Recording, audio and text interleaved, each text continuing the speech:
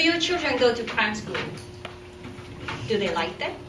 No. If they do, then you're lucky. Your children are lucky.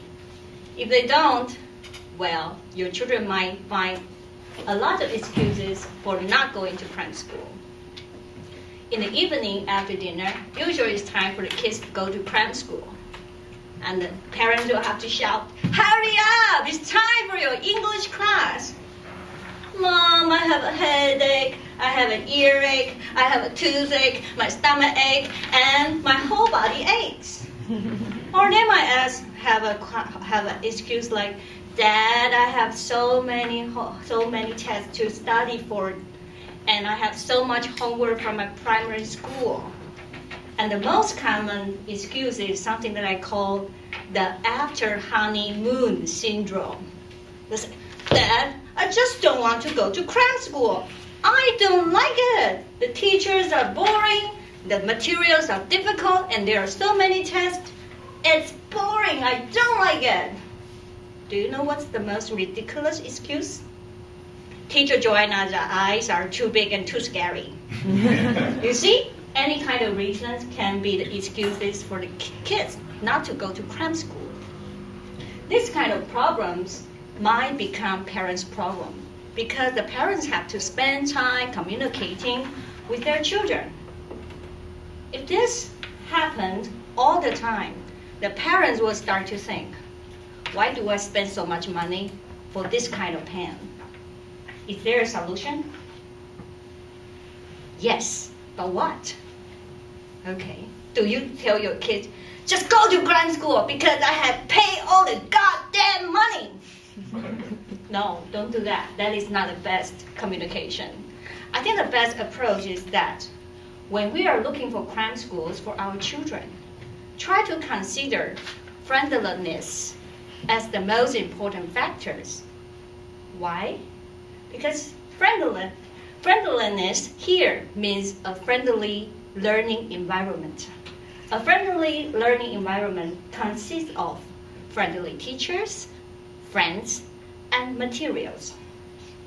A friendly teacher, well, the kids like them, right? Well, can you imagine that? When we are young, we learn better. We tend to learn better simply because we like the teachers, especially when talking about English learning, right? Can you imagine that? How can the student have the motivation to practice speaking English if they don't like their teachers, right? If they don't like the teachers, why do I have to talk to him or her, right? Okay, so a good English teacher doesn't have to be a language professional, but a good English teacher has to know how to build a very positive and active learning environment to motivate the students to practice their English more. Friends also play very important roles. Well, we all know that English learning, only authentic English learning, especially speaking and listening, only exists when more than 2 people are involved. So English learning should involve activities or group work. So while these activities are proceeding, the friendships are built. And then when students start to make friends in their class, they seem to enjoy the class more. What about materials?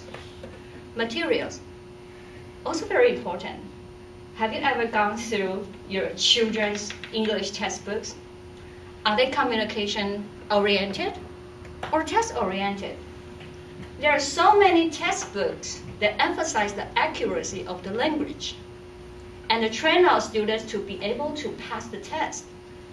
However, if we consider, well, English learning is a lifelong learning project, and then it's really necessary to have proper material to encourage our students to learn without being afraid to make mistakes.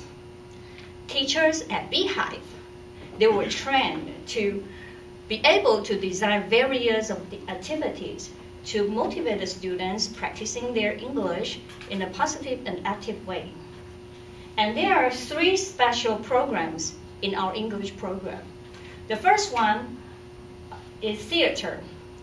there are a lot of language situations can be done in theaters, such as at the airport, at the shop, or sometimes at work. And the second kind of program, we call it co-teaching. Co means together. We break the classes and put them all together, and then we have a topic outside the textbook so that the students can have an extension of their learning.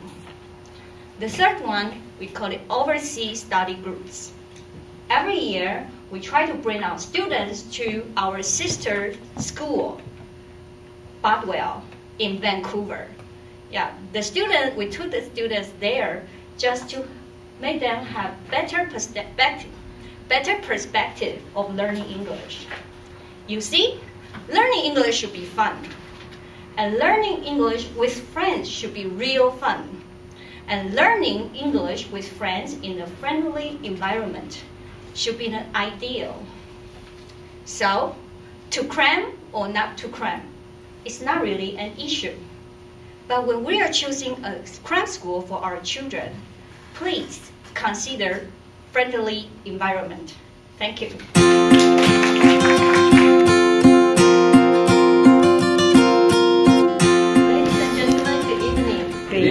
I'm so honored to be Joanna's evaluator. Today, Joanna delivered her C9 speech. Do you believe? In the morning, she tells us she is too busy to deliver this speech. Yeah. But see, in the meeting, she delivered her speech so fluently. Yeah. It's amazing. Yeah, Let's give her. From the beginning, she catch everybody's mind and also made me feel so ashamed because every day I tell my daughter, how come I spend a lot of money but you didn't pass your examination? I just like throw the stone into the water. And I tell her, I spend a lot of money. How come I should suffer this kind of pain? But after today, I will never say that because I think that is my fault because I choose the wrong cram school. So in the party, Joanna tells us the right direction is we have to give our children the right place. That place should be friendliness. That kind of environment is good for our children's learning.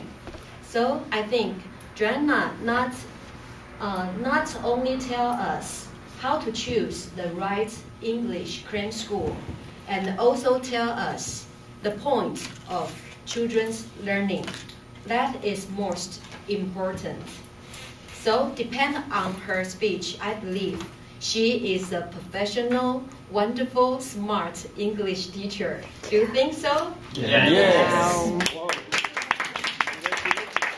wonder, after she delivered her speech, our Toastmaster, Stan, want to be her students. And me too.